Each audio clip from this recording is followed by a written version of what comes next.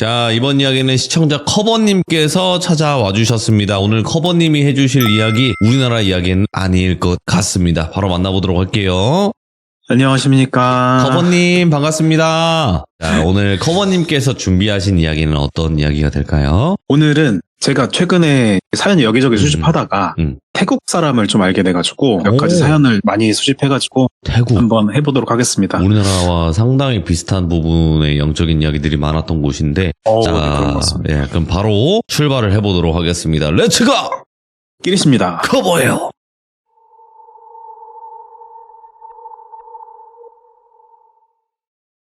오늘 얘기는 제가 다니는 그 대학원이 있는 대학교, 거기 학부생 하나가 있어요. 교환학생인데 태국에서 온 친구입니다. 이 친구 이름을 가명으로 링링이라고 해볼게요. 링링이는 태국 방콕 근처의 작은 도시에서 나고 자랐다고 하는데 지금은 우리나라로 와서 대학교 교환학생으로 지내고 있는 상태고요. 링링이가 우리나라로 온 지도 벌써 한 1년이 넘었다는데 그동안 오며 가며 봐가지고 친하게 지내면서 많은 얘기를 나눴거든요. 근데 제가 태국 하면 또 공포영화도 유명하고 하니까 혹시 네가 겪은 일이나 주워들은 얘기 없냐 했더니 링링이가 자신의 고향에서 실제로 있었던 약간 무섭고도 현실적인 이야기를 해주게 된 건데, 링링이네 그 고향 동네는 작고 좀 조용한 곳이라서 범죄, 무슨 사건 이런 건 딱히 잘 안 일어나는 곳이었더래요. 그나마 가끔 일어나는 범죄라고 치면 소매치기, 자전거 도둑 이런 정도? 근데 그 평온하던 작은 마을에 큰 사건이 하나 터졌대요. 링링이가 그 중학교 3학년 때였다고 하니까 대략 지금으로부터 한 7년 정도 전 일인 것 같아요. 당시 링링이네 학교에서는 매년 가을쯤에 학생들을 대상으로 하는 큰 축제가 열렸다고 해요. 이 축제에선 먹거리 장터도 열리고 학생들 장기자랑도 있고 동네 사람들도 다 오셔가지고 함께 즐기는 그런 분위기 좋은 그런 행사였대요. 그래서 링링이도 친구들이랑 함께 신나게 축제를 즐겼는데 그렇게 한참을 놀다가 축제가 끝나고 친구들이랑 학교를 나서는데 평소 친하던 같은 반 친구 판이라는 친구가 갑자기 가방이 없어졌다고 울먹거리면서 막 당황하기 시작했대요.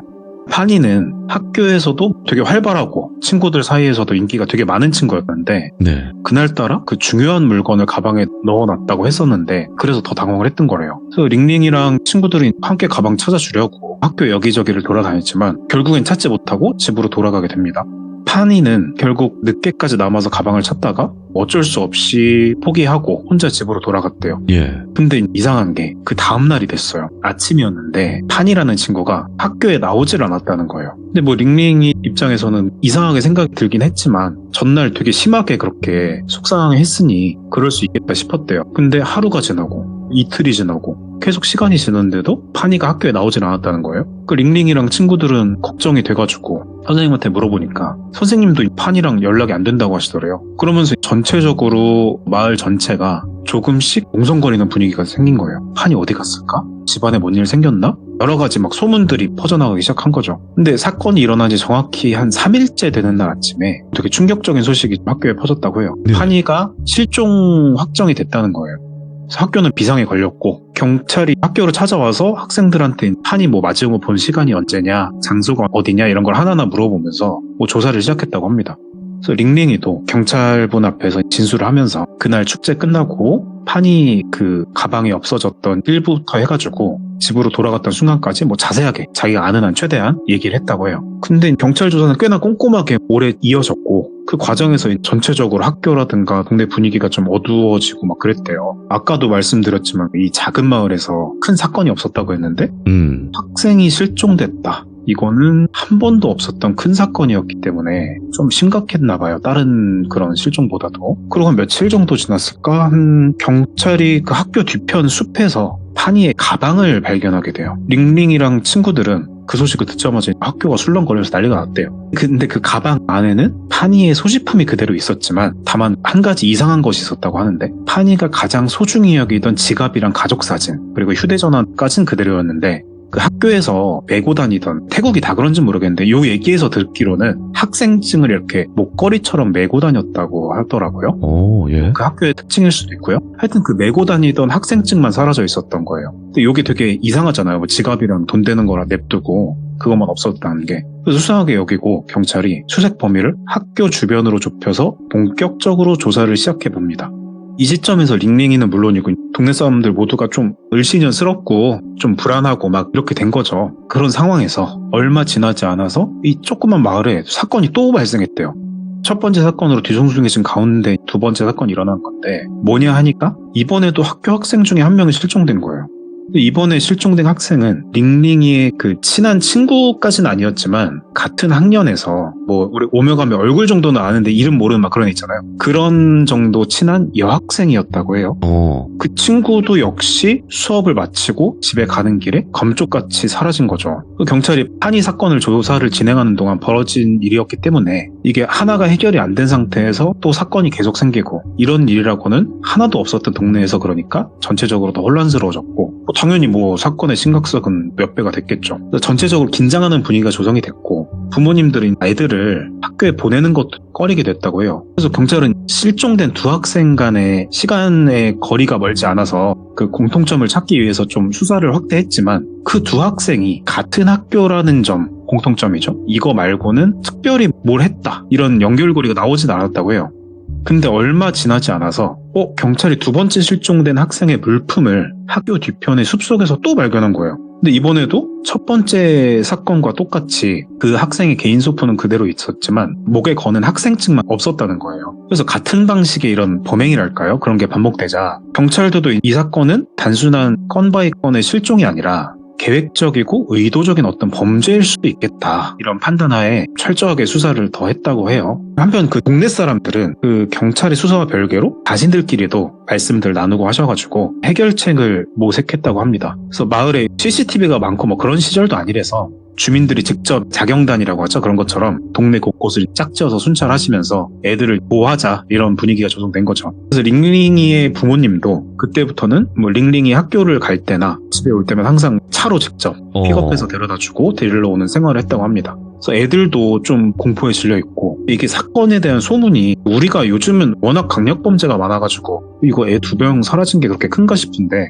그 마을 분위기 뭐 나라 분위기가 그랬을 수도 있는데 그 소문이 퍼져가지고 학교를 넘어서 막 주변 지역까지 웅성웅성 얘기가 많이 퍼졌대요. 그렇게 시간이 흐르고 경찰이 그 동네 주민들한테 학교 뒤편의 숲속에서 좀 의심스러운 흔적들을 발견했다고 공지, 홍보 뭐 이런 걸 했대요. 뭐냐 그랬더니 숲속에 작은 약간 오두막 같은 낡은 창고였는데 이 창고는 예전에 학교에서 물건을 보관하거나 뭐 농기구나 뭐 이런 걸 저장하기 위해 사용했던 그런 창고인데 근데 용도가 변경이 되면서 안 쓰게 돼가지고 방치가 돼서 되게 오랫동안 신경을 아무도 안 썼던 그런 곳이라고 해요. 근데 주변을 막 탐문하고 조사하던 과정에서 그 창고 안에서 이상한 물건들이 발견을 됐다는 거죠. 그 창고 안에 뭐가 있나 봤더니 그 학교에서 사라진 그 애들의 학생증을 포함해서 그 이전에 사라졌는지 모를 어떤 여러 장의 신원불명의 학생증들이 발견됐는데 그것뿐만 아니라 그 애들의 사진이랑 신상 정보가 적힌 무슨 종이? 이런 것까지 함께 놓여 있었다고 해요. 이게 그냥 우연히 거기 들어갔을 리가 없잖아요. 반드시 누군가의 의도를 통해서 수집된 것이 명백했죠. 그래서 경찰은 요거 일단 어느 정도 실마리가 잡힌 것 같다. 그렇게 생각하고 곧바로 창고 주변에 잠복해서 수색을 진행했다고 하는 것 같아요. 근데 꽤나 오랫동안 수색하고 잠복하고 했는데도 범인으로 보이는 사람은 딱히 나타나진 않았다고요. 아니 사람 자체가 안 지났다고 해요. 하지만 경찰은 그래도 범인이 다시 나타날 가능성이 높다고 판단하고 그 창고 주변을 포함해서 그 숲에 순찰을 되게 강화하기로 했다고 해요. 창고가 발견된 이후에 마을은 뭐 당연히 더 공포스러운 분위기가 형성이 되죠. 이제는 이게 단순한 실종 사건이 아니라 확신이 드는 것이 아주 가까운 곳에 있는 누군가가 애들을 타깃으로 삼고 있다는 게 좀 명백하잖아요, 이쯤 되면은. 그래서 주민들은 이제 약간 불신이 좀 맴돌았대요. 학교에서도 막 교사랑 직원들도 서로 막 의심하고 긴장하고 이랬대요. 뭐 애들도 마찬가지로 링링이나 뭐 친구들 역시 집 밖에 나가는 것도 두려워지기 시작했고 그렇게 여차여차 그래도 학교 생활하고 일상생활들을 영위해 나가는데 어느 날 이제 링링이가 학교 수업을 마치고 집에 돌아오던 길에 좀 이상한 일이 하나 벌어졌대요. 평소 링링이가 집으로 돌아가는 길목에는 작은 동네 놀이터 같은 게 하나 있었다는데 그날따라 그 놀이터의 미끄럼틀 옆에 보통 나무 벤치 이런 거 있잖아요. 길다란 거. 거기에 검정색 후드를 뒤집어 쓴 무슨 낯선 남자 같은 느낌의 사람이 앉아있더래요. 근데 그날 날씨가 되게 더웠다고 해요. 더운 날씨인데 검정 후드를 깊게 뒤집어 쓰고 있는 사람을 보니까 이상하잖아요. 그래서 그럼 서둘러 가야겠다 그러고 막 가는데 앞으로 지나쳐가는 순간 그 남자가 좀 중얼거리는 느낌으로 말을 했대요.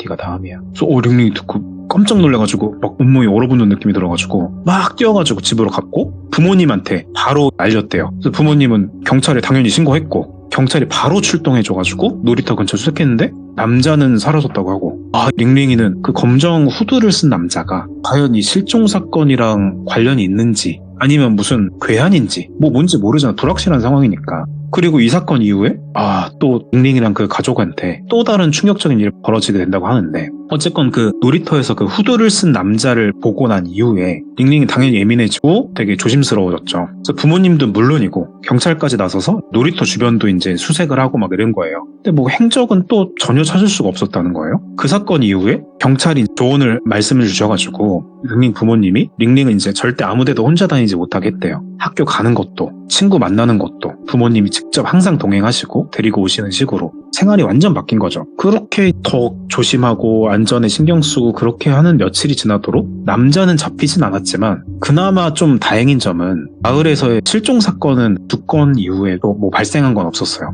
그래도 불안하죠. 왜냐면 그 남자가 그 중얼거리면서 네가 다음이야 이 말 한 게요. 그래서 밤에 잠을 자려고 해도 자꾸만 그 순간이 떠오르고 불안하고 공포감 들고 그렇게 이제 매일매일 불안에 떨던 중에 어느 날 밤에 이제 링링이가 한밤중에 그냥 잠에서 깼대요. 그냥 갑자기 깰 때 있잖아요. 그렇게 깼대요. 그래서 목이 말라서 물을 마시려고 부엌 쪽으로 가는데 거실에서 물을 마셨대요. 자기 방에서. 거실로 뚜벅뚜벅 가서 창문을 생각 없이 봤는데 창문 쪽에서 그러니까 거실 창문에서 희미한 그림자가 이제 움직이는 걸 좀 봤다고 해요. 순간 숨이 막히죠. 얼어붙고 이제 정신을 차리고 몸을 좀 풀고 부모님 깨우려고 막 방으로 돌아갔는데 근데 돌아가는 찰나에 그 순간에 창문에서 손톱으로 치는 느낌 있죠. 탁탁거리는 소리. 탁탁 하는 그 가벼운 두드림 소리가 들렸다고 해요. 근데 링링이 이제 순간 부모님 가는 것도 있고 멈춰가지고 용기를 내서 창문을 천천히 이제 실눈 뜨고 바라봤더니 거기에 그 놀이터에서 봤던 검정 후드 남자가 같은 의상으로 창문 너머로 서 있었던 거예요. 예? 그 얼굴이 이제 가로등 불빛에 희미하게 비쳤긴 한데 뚜렷하진 않았다고 합니다. 근데 또렷하게 느껴지는 게 뭐냐니까 이제 링링을 바라보는 약간 웃음은 확실히 느껴졌대. 그때서야 깜짝 놀라서 빌명을 지르고 부모님도 막 다 깨고 놀래서 달려 나왔는데 정신없이 막 이렇게 불 켜고 하고 보니까 남자는 또 자취를 감췄고 그래서 당연히 경찰에 신고를 했는데 경찰은 도착하니까 남자가 사라진 뒤였고 경찰에서도 이걸 또 주시하고 링링 가족의 집 주변도 철저히 순찰해주기로 했어요. 점점 순찰의 범위가 늘어나잖아요. 숲에서 놀이터에서 학교에서 그런 조치에도 불구하고 이제 별다른 진척은 없었다고 해요. 링링은 불안했던 점이 남자가 확실히 자신을 노리고 있다는 게 분명하게 느껴졌고 내가 제일 편안해야 될 집안에서조차 혼자 있는 게 두려워지는 거죠. 그래서 부모님이 이거를 어떻게 해줘야 될까 하면서 이사를 다 같이 얘기를 했대요. 이사를 갈까 고민을 하고 회의를 했는데도 현실적으로 금전적인 문제겠죠. 아마 현실적인 게 당장 이사하는 거는 쉽지가 않았다고 합니다. 대신 그래서 링링을 보호하기 위해서 집 곳곳에 보안장치 같은 거 있잖아요. 그런 거 설치하고 이제 경찰분들한테도 많이 고생하시지만 더 순찰 좀 잘 해주세요 이렇게 얘기한 정도였대요. 근데 여기서 얘기가 조금 반전같이 되는 게 있는데 어느 날 그 링링의 부모님이 학교에서 열리는 학부모 모임에 참석을 했을 때였대요. 그 사건이. 다른 학부모들끼리 최근 사건에 대해서 얘기를 하던 중에 한 학부모님이 갑자기 조심스럽게 말을 꺼냈대요. 그분 말을 따르면 최근에 그 링링네 집 근처로 이사온 남자가 있는데 그 남성은 학교 근처를 배회하면서 아이들 좀 관찰한 것 같기도 하고 내가 좀 긴장하고 예민해서 그렇게 보이는 걸 수도 있지만 남자라니까 그 사람인 것 같기도 하다. 근데 이제 이 얘기가 그분뿐만 아니라 동네 사람들 사이에서도 좀 이상한 남자 있는 것 같다는 얘기가 돌고 있었기도 했고 그래서 허위로 신고가 될 수도 있지만 그래도 경찰한테 얘기가 들어가기도 했고 그랬대요. 그래서 링링 부모님이 이 말을 듣자마자 그 집 위치가 정확히 어디예요? 그랬더니 위치를 들으니까 이제 깜짝 놀랐대요. 왜냐면 그 집이 링링이 자주 가던 그 아까 그 말씀드린 놀이터 있죠. 그 놀이터 맞은편에 작은 골목이 있는데 그 안쪽이라는 거예요. 그러니까 링링이 집 기준으로 크게 멀지 않은 곳. 링링 부모님은 이게 좀 수사에 도움이 될까 싶어서 경찰한테 이 사실을 바로 알려드렸고 경찰은 바로 그 남자의 집을 조사했대요. 근데 집에 따고 들어간 게 아니고 이제 찾아가니까 있더래요 사람이. 그래서 그 남자가 예상보다 되게 순순히 들어오시라고 집안 조사하라고 허락했대요. 근데 집에서 놀라운 물건들이 발견이 되는 거예요. 여기 실종된 학생들 학생증 창고에 있던 물건들 있잖아요. 그게 다 쫙 그 남자 집에 있더라는 거죠. 이거 빼박이잖아요. 그럼 실종 사건의 범인이거나 최소한 보수적으로 봐도 이 사건과 연관 있는 사람은 분명한 거니까. 근데 여기서 또 이상한 게 발견된 게 그 남자가 주장하기를 자기는 절대로 그 링링의 집에 직접 간 적이 없다. 그 링링이 봤다는 검정 후드를 입은 사람은 내가 절대 아닙니다. 그래요, 뭐 실종 사건 그거는 난 잘 모르겠지만 나 이거 그냥 주순 거다 뭐 이렇게 되도 않는 변명했겠죠. 예. 근데 확실한 거는 링링 집에 그 당시에 가지 않았다는 알리바이를 증명할 수 있을 만한 확실한 증거들을 제시를 했대요. 이거를 제가 듣진 못했어요. 근데 거기서 납득할 만한 증거였으니까 받아들여졌겠죠. 실제로 그 경찰 조사 결과 그 남자가 링링 집 창가에서 발견된 시간은 전혀 다른 장소에 있었던 것이 증명이 됐다고도 해요. 이제 혼란스러우시는 거죠. 분명 이 사람이 실종 사건의 용의자로서의 충분한 조건을 갖출 만한 증거는 다 나왔지만 링링이의 집에 나타났던 남자는 절대 아닌 거는 또 명백해졌으니까요. 예. 그러면 링링이가 봤던 그 남자의 정체는 도대체 뭐였을까?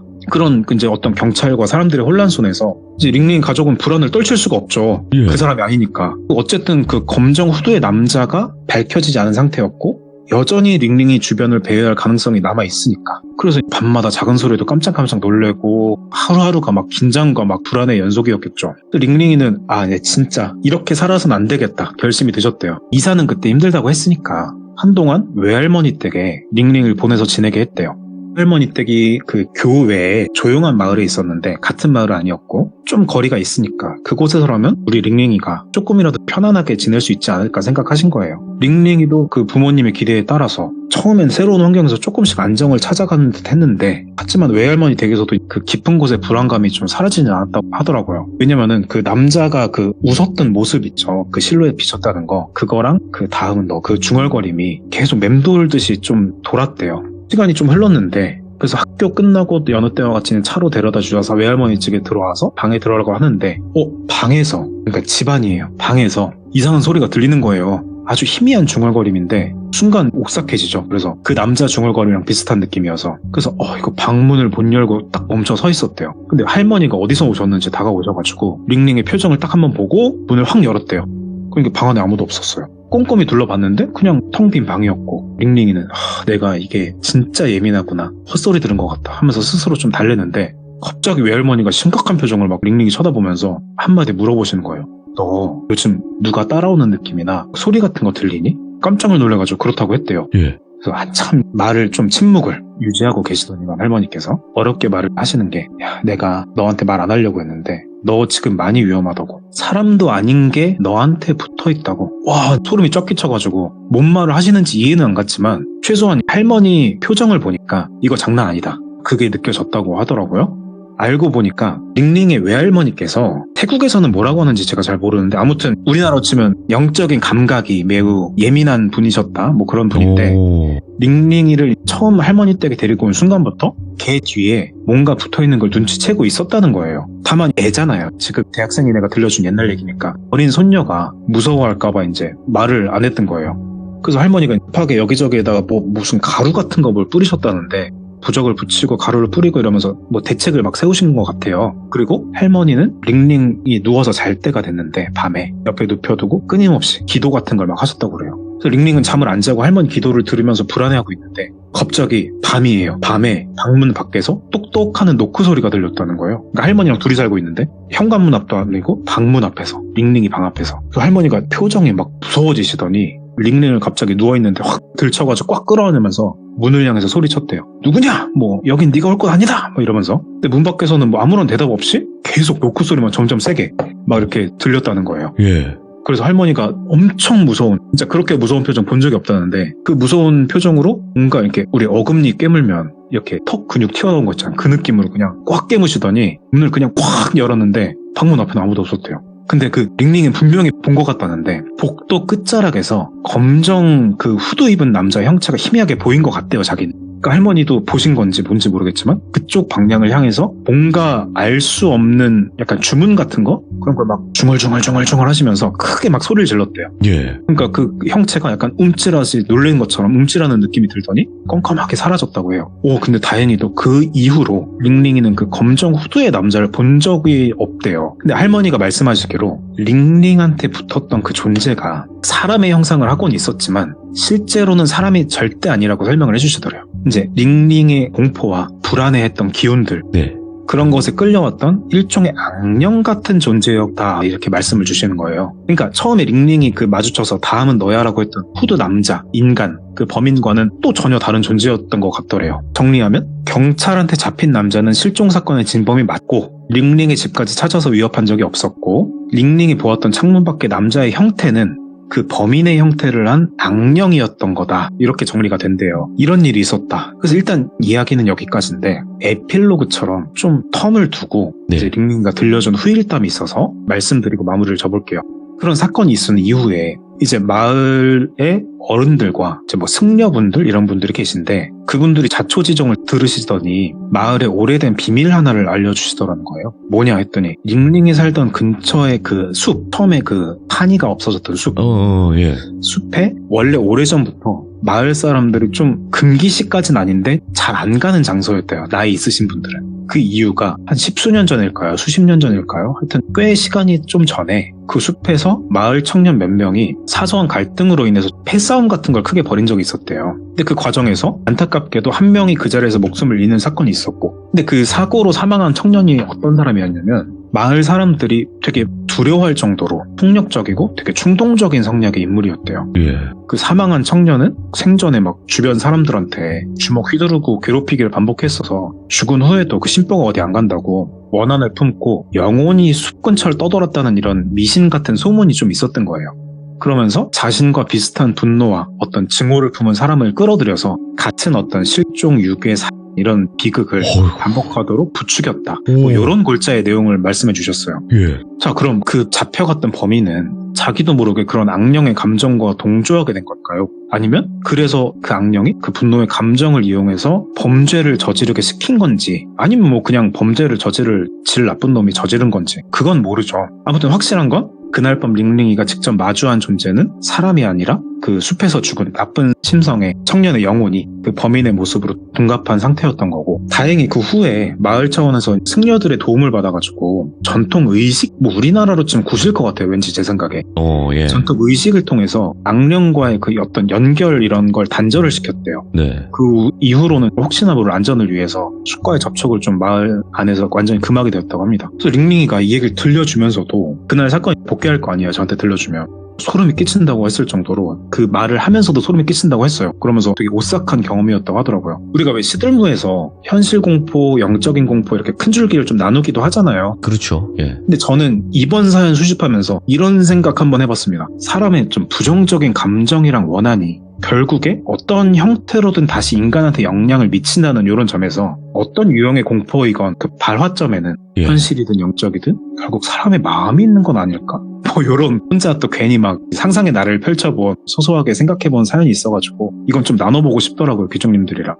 지금 그래도 좋은 말씀 해주신 게 뭐냐면 커버님께서 말씀하신 것처럼 원한, 분노 뭐 이런 건 다 마음이잖아요. 맞습니다. 네, 그게 결국에는 표정으로 드러나든 아니면 그 마음을 가지고 있다가 내가 죽었어, 억울하게. 그랬을 때는 그런 마음이 결국에는 귀신이 돼서 움직이는 경우도 있단 말이에요. 그 맞아요. 감정만 남은 상태에서. 네, 그 생각 좀 들었어요, 저는. 그러니까 이게 연관이 없진 않을 것 같다라는 생각을 해요. 네.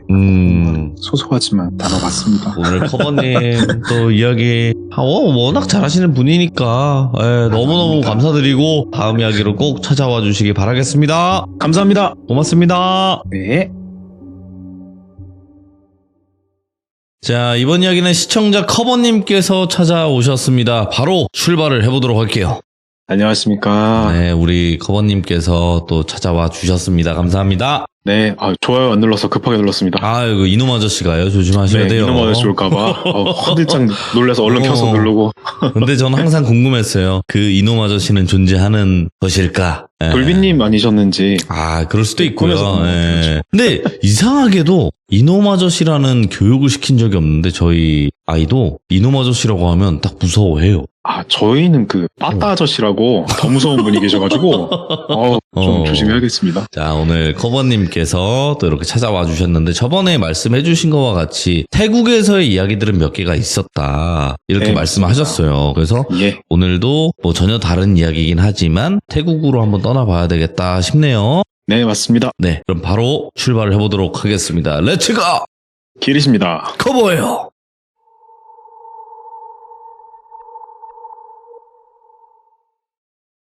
제가 전에 태국에서 온 그 링링이라는 그 친구한테 들은 얘기를 해드렸었는데 오늘 태국 2편인데요. 그 링링이가 간단하게 소개해드리면 제가 다니는 학교 학생인데 교환학생이고 지금은 한국에 있습니다. 한국말 되게 잘하는 친구고 어쨌건 그 링링이가 태국 방콕 출신이에요. 근데 방콕 하면 보통 떠오르시는 게 다양할 수도 있는데 보통 생각하면 뭐 관광지, 먹거리 그리고 우리 이제 야시장이라는 게 있다고 해요. 유명하다고. 네. 그래서 오늘 얘기는 링링이 얘기는 아니고 링링이의 친한 언니가 겪은 일인데 실제로 방콕에 있는 한 야시장에서 벌어진 얘기라고 해요. 그 방콕 야시장 분위기를 아시는 분은 뭐 다 아시겠지만 정말 인파가 어마어마하다고 해요.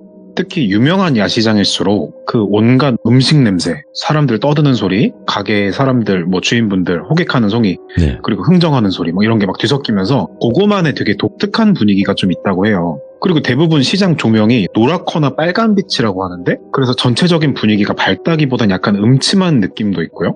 물론 관광객에게는 그 음침함이 오히려 매력적으로 다가오기도 합니다만 링링의 언니 이름을 뭐 가명으로 그냥 들은 대로 핀이라고 해볼게요. 핀 언니는 링링이보다 한 4살 정도 많았다고 해요. 그 언니가 사진 찍는 걸 정말 좋아해가지고 항상 카메라를 목에 걸고 다녔대요. 근데 그 언니가 특히 그 야시장처럼 사람들 막 표정, 풍경 이런 게 되게 풍부한 장소에서 사진 찍는 걸 되게 즐겼다고 합니다. 어느 날 그 핀 언니가 혼자 방콕에 있는 유명한 야시장에 갔었대요. 그날따라 날씨도 태국 날씨라서 습하게 더웠고 사람들도 유난히 많아서 좀 정신이 되게 없었대요. 근데 사진 찍는 사람들은 아실 거라는데 그런 혼란스러운 분위기에서만 찍을 수 있는 사진이 있거든요. 그 핀 언니도 그런 장면을 좀 놓치기가 싫어가지고 열심히 시장 여기저기를 돌아다니면서 사진을 찍었다고 합니다. 그렇게 한창 사진을 찍으면서 야시장 골목을 헤매던 중이었대요.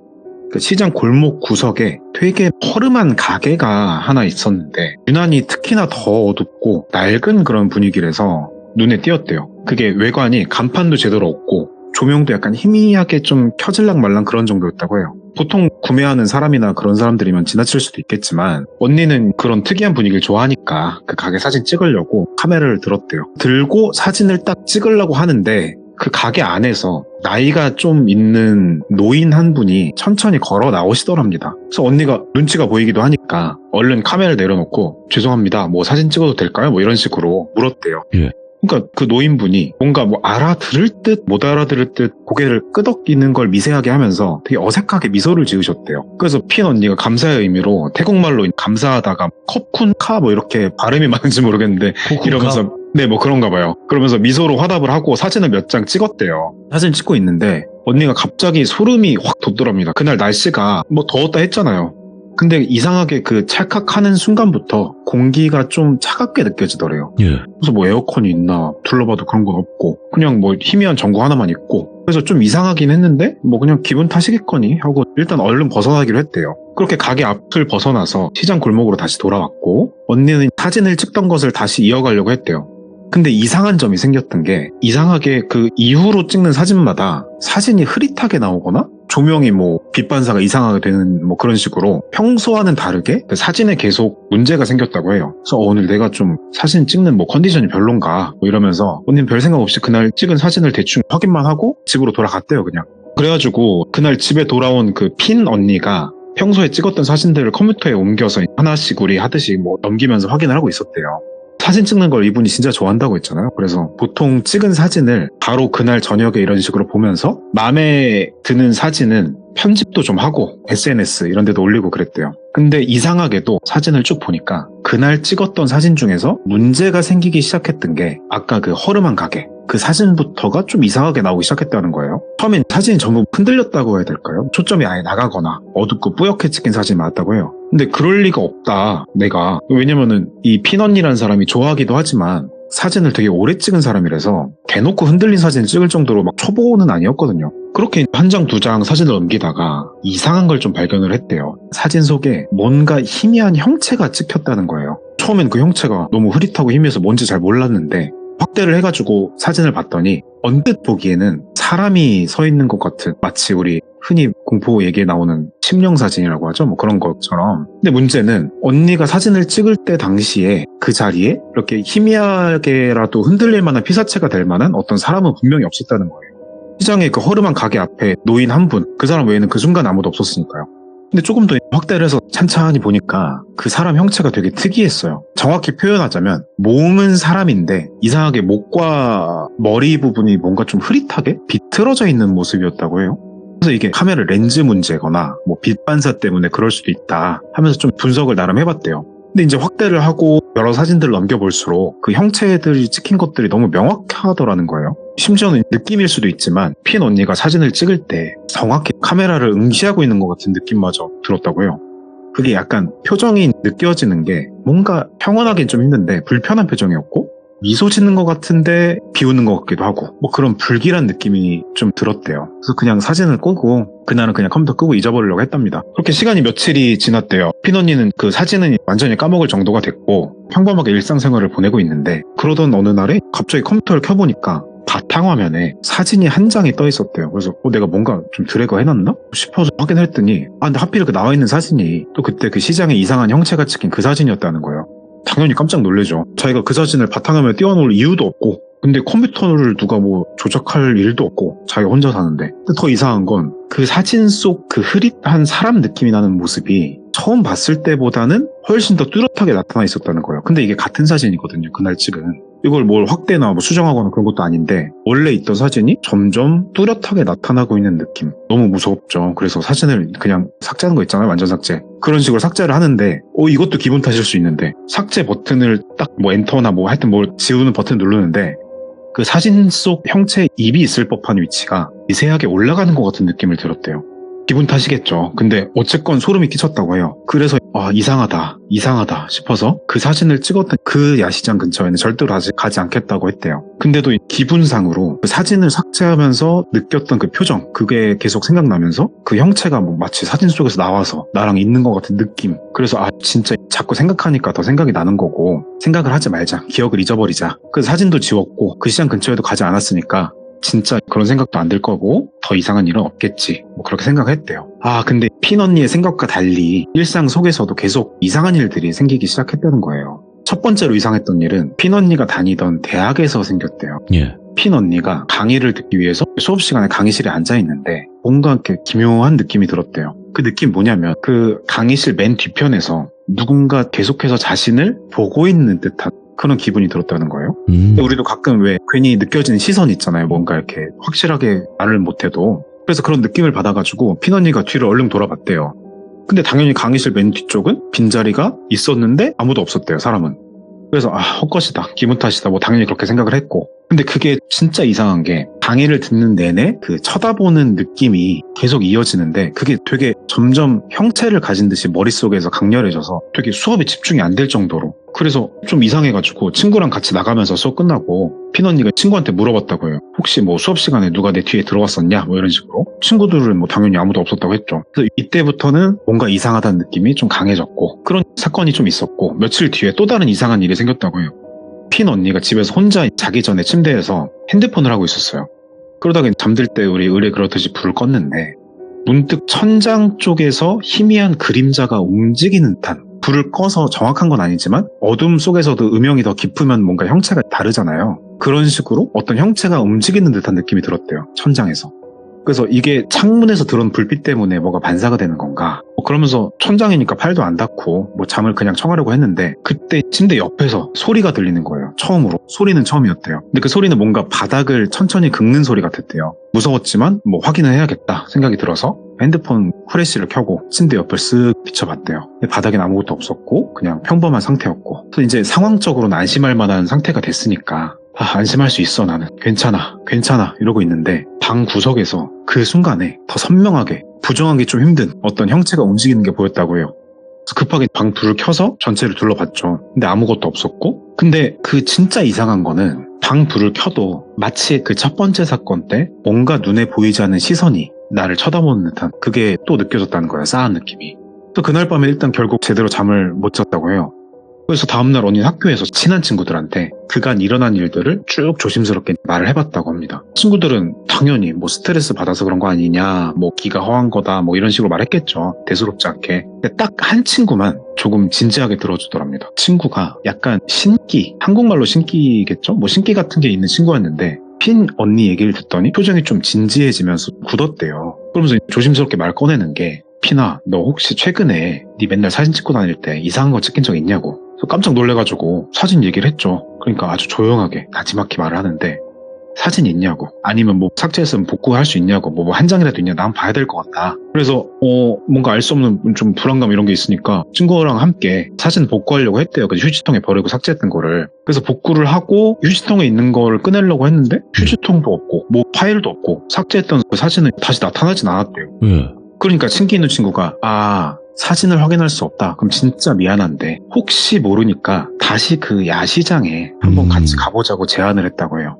핀언니 당연히 싫죠. 너무 무섭고 다시 가는 게. 하지만 친구가 이게 빨리 해결하지 않으면 더 심각한 현실을 침범하는 일이 생길 수도 있다. 단호하게 되게 얘기를 해가지고 좀 고민을 하다가 어쩔 수 없이 같이 따라갔다고 합니다. 그래서 좀 마음의 준비를 하고 뭐 얘기도 좀 듣고 하면서 며칠 뒤에 핀언니는 그 신기 있는 친구랑 함께 다시 야시장으로 갔대요.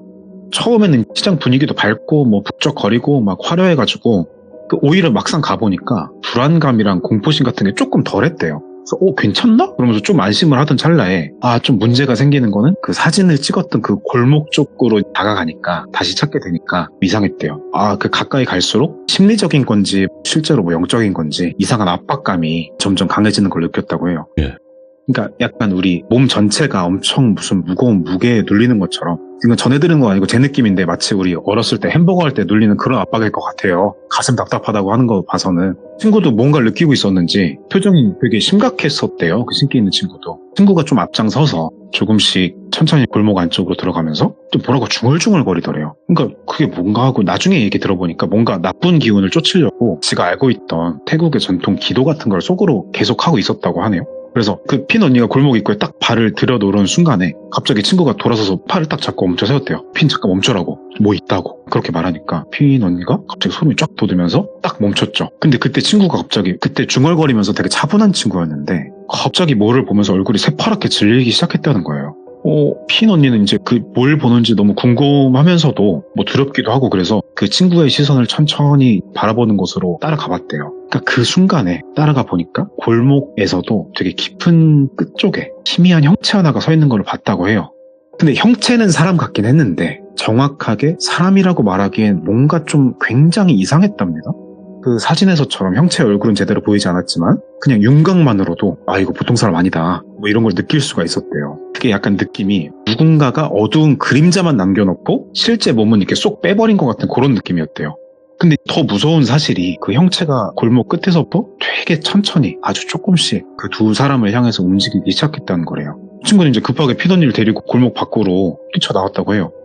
이제 숨 차니까 숨을 몰아쉬면서 친구가 말했대요. 야, 너 이거 보통이 아니다. 너 절대 다시 이 시장 오면 안 되고 저거는 그냥 귀신이 아니라고. 누군가 이곳에다가 뭔가 나쁜 걸 불러서 심어놓은 거라고. 근데 네가 그 사진을 찍었을 때 무슨 연유인지 모르겠는데 그게 너를 정확히 주시하고 알아챈 것 같다고. 핀 언니는 친구 말을 듣고 이제는 진짜 무섭죠. 내가 도대체 뭘 찍은 걸까? 그 형체는 정확히 뭘까? 하면서 머리가 막 복잡한데 그때까지만 해도 그 핀 언니는 그게 그냥 귀신이든지 뭐든 간에 그냥 자신이 직접적인 어떤 피해를 보지 않으면 괜찮지 않을까 그 정도 생각을 했대요. 그래서 그때 들고 갔던 사진기가 폴라로이드 이렇게 쭉 나오는 거. 그래서 그거를 무슨 연유에서 그랬는지는 진짜 이건 설명을 들어도 모르겠는데 그냥 가면서 뭔가 아쉬움이었을까요? 뭔가 궁금증이었을까요? 그냥 사진을 딱 찍고 막 흔들면서 뛴 거죠. 네. 그래서 결국에는 친구 말 듣고 좀 안전하다고 생각하는 멀리 떨어진 곳으로 가서 사진을 뽑아서 보고, 그래서 사진을 받아 들고 들여다보니까 뭔가 이상한 점을 느끼는 거예요. 그 사진 속에는 뭐 풍경, 골목, 그리고 뭐 지나가는 사람들 분명히 찍혀 있는데 우측 상단, 오른쪽 끝 모서리 쪽에 검은 덩어리 같은 게 보였다는 거예요. 그래서 이거 뭐냐고. 그래서 보니까 검은 덩어리가 좀 이상하대요. 이게 뭐 손가락이 찍힌 거나 뭐 카메라에 달린 스트랩이 찍힌 게 아니라 아까 그 사람인 것 같다고. 그래서 이거 그냥 빗 번진 거라고 너무 신경 쓰지 말자. 뭐 우리 밤이니까 그런 거 나올 수 있지. 그렇게 민감하게 좀 생각 안 하려고 했는데, 그래서 고민하다가 이 사진을 버릴까 싶은 순간에 갑자기 목소리가 들리는 거예요. 사진 잘 나왔어요? 뭐 이런 식으로 말했대요. 그래서 친구가 말하는 줄 알고 뭐 잘 나왔다니 무슨 장난도 아니고 이 상황이 무슨 장난이냐. 근데 말을 하다가 말을 끊었대요. 왜냐면 친구가 옆에 뒤에 오고 있는 줄 알았는데 좀 떨어진 곳에서 천천히 걸어가고 있었던 거예요. 귓속말을 하기엔 좀 멀리 있었던 거죠. 그래서 서늘하고 막 심장이 쿵쿵 튀니까 그러면서 자기도 모르게 손에 든 사진이 미끄러서 바닥에 툭 떨어졌는데 급하게 사진을 줍고 다시 사진을 확인했는데 이게 더 소름이 돋았대요. 왜냐면 아까 그 검은 덩어리가 사진에서 좀 이동이 돼 있는 거예요. 그래서 막 뛰어가가지고 친구야 이러면서 이거 보라고, 아까랑 좀 다른 거 같지 않냐?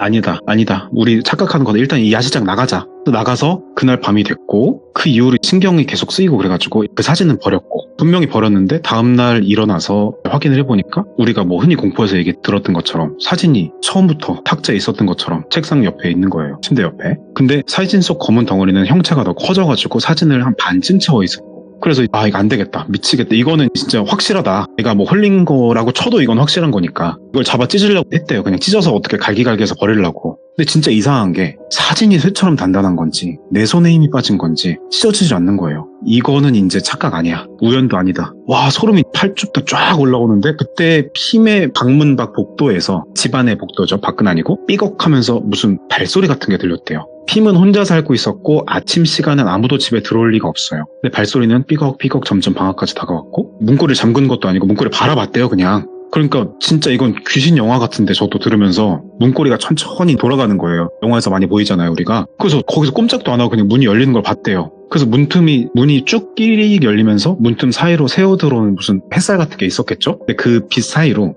긴 그림자가 방바닥에 스르륵 펼쳐졌대요. 형체는 안 보이고. 근데 확실한 건 그림자가 있다는 건 피사체가 있는 거고, 그럼 누군가 서 있는 거죠. 그러면서 문이 쫙 열리면서 그림자가 쫙 퍼져서 사라지면서 문이 완전히 열렸는데 아무도 없었대요. 복도는 그냥 텅 비었고 햇빛만 있고.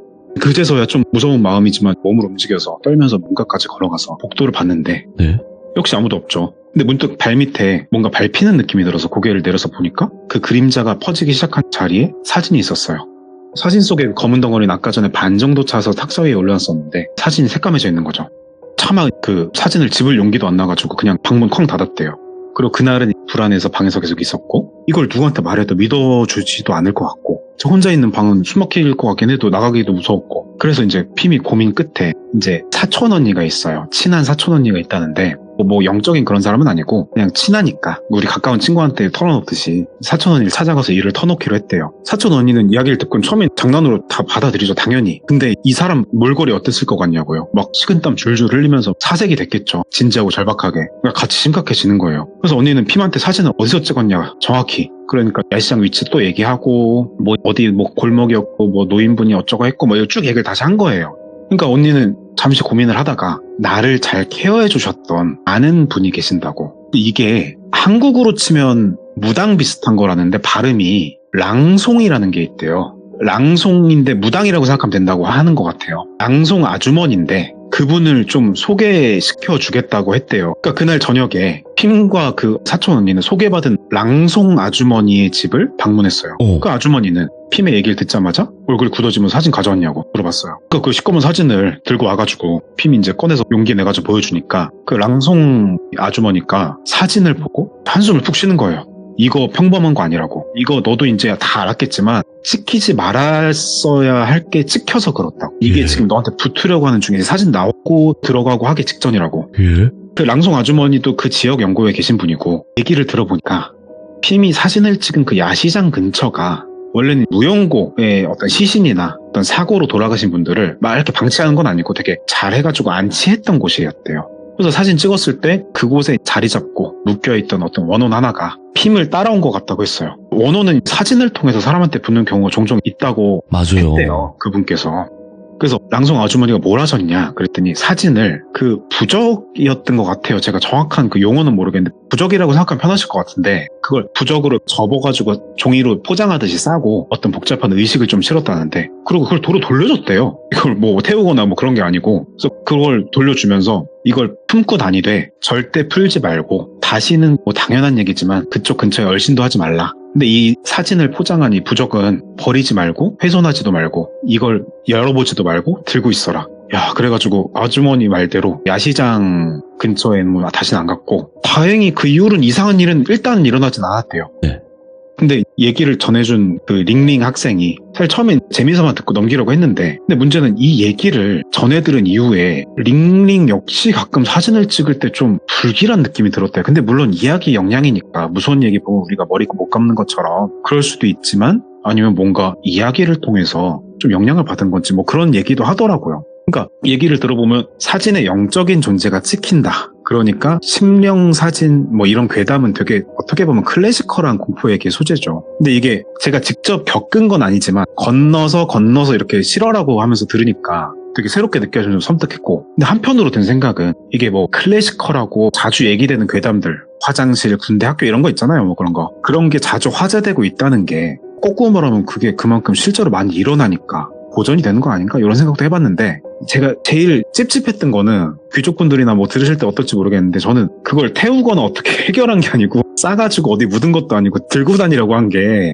저는 그게 좀 독특하면서도 되게 찝찝했던 포인트였습니다. 그래가지고 오늘은 뭐 야시장 그리고 뭐 귀신 뭐 이런 클래식한 얘기 하나 들은 게 있어서 짧지만 들고 와봤습니다. 야, 섬뜩하네요. 커버님께서 이런 이야기류도 굉장히 잘 어울리게 말씀을 잘 하시네요. 아닙니다요. 오, 랑송? 아니, 저희에게 대부분 알려져 있는 건 영화 때문에라든지, 랑종이라는 단어가. 맞다. 랑종 영화가 있구나. 있죠. 그게 같은 뜻인가요, 혹시? 네, 무당이라는 뜻이에요. 저는 정확히 발음을 랑송이라고 하길래.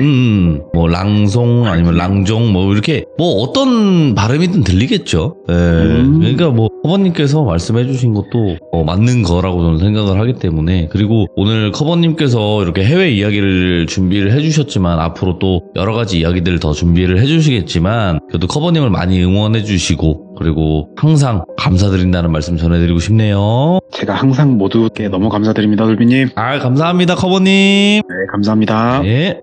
자, 오늘 커버님께서 들려주신 태국 공포 이야기도 너무나 흥미롭고 섬뜩하게 잘 들었고요. 우리 여러분들도 혹여라도 해외에서 겪은 이야기 있으시면 언제든지 들려주셔도 되니까 뭐 우리나라를 제외한 어떤 나라든 상관은 없습니다. 그러니까 꼭 들려주시길 바라겠습니다. 감사합니다.